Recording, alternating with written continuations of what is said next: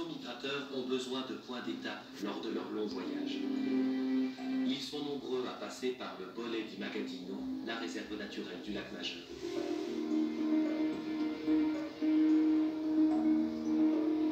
Plusieurs semaines ont passé.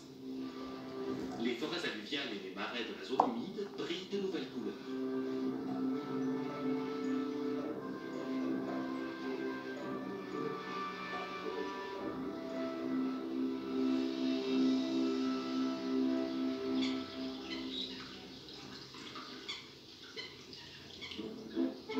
Nous retrouvons les grèbes huppées. Les petits ont éclos, les poulies, comme on les appelle ici. Un couple peut élever de 2 à 6 petits. Celui-ci n'en a plus qu'un seul. Les jeunes sont souvent victimes de prédateurs, poissons ou oiseaux. Les parents lui apportent sans arrêt de petits poissons. Les jeunes grèbes ont un appétit insatiable comme tous les petits animaux. Il n'est pas facile d'apprendre à se nourrir correctement. Les poissons sont glissants. Heureusement, les occasions de s'exercer ne manquent pas.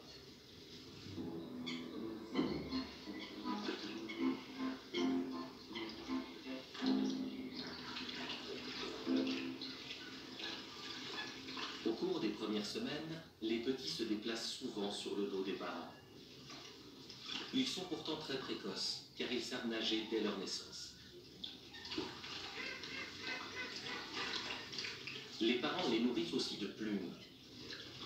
Elles tapissent leur estomac pour les protéger des pointes d'arête.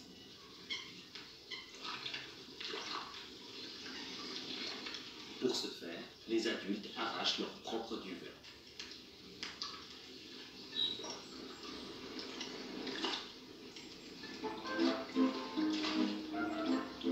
Les petits savent aussi très vite plonger. Ils font déjà de petites excursions en autonomie. Mais on est tout de même mieux sur le dos de maman. Même si l'ascension est parfois un peu difficile.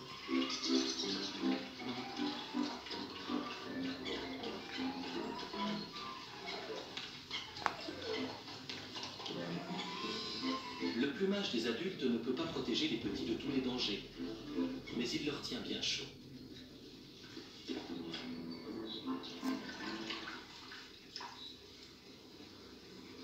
Chez les foulques macroules aussi, il y a des petits. À la naissance, ils ont la tête ronde. Ce sont également de grands précoces, mais ils restent près de leurs parents pendant plusieurs mois. Les marais du Bollé di Magadino sont aussi très appréciés des moustiques et des mouches.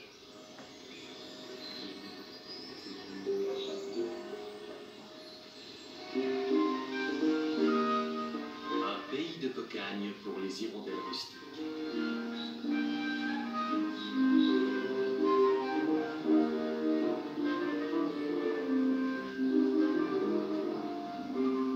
Elles ne viennent ici que pour chasser.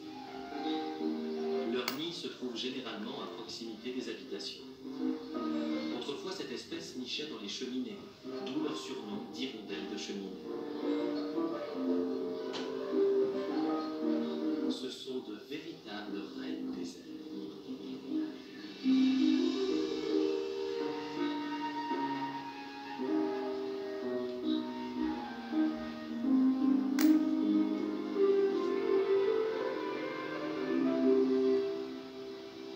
Les rues trépidantes de Locarno ne sont qu'à quelques kilomètres, mais ici, on a l'impression d'être ailleurs. Une nature sauvage à proximité de sites touristiques, de rudes paysages de montagne qui voisinent avec la douceur des lacs. C'est cela le Tessin. Un canton plein de contrastes.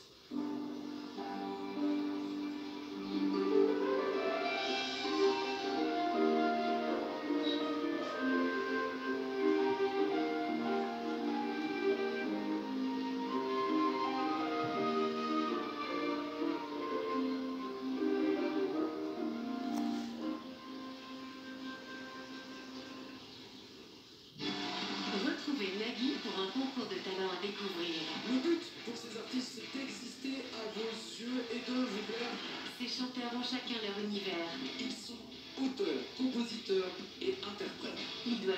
le jury avec leurs propres chansons.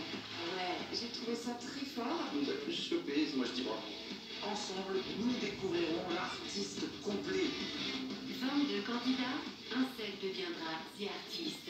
Présenté par Nagui, samedi sur Télé 5 Monde.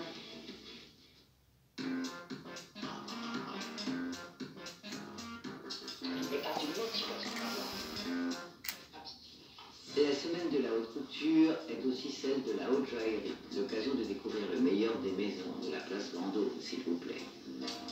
Féeriques, merveilleuses et parfois même magiques, les créations de haute joaillerie présentées durant la semaine de la haute couture et de la haute joaillerie peuvent laisser sans voix devant tant de savoir-faire et d'artisanat.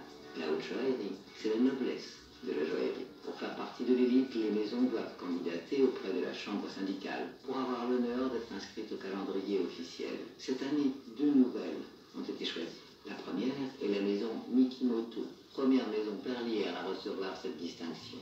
La haute joaillerie pour la maison Mikimoto, c'est vraiment une représentation du savoir-faire, puisque notre fondateur, Kokichi Mikimoto, est le créateur du procédé de la perle de culture. Donc il a vraiment œuvré toute sa vie pour arriver à créer ces bijoux de la mer, ces trésors de la mer. Le thème de cette collection, c'est le ruban, une vraie prouesse technique lorsqu'il s'agit de perles qui sont par définition impossibles à tailler.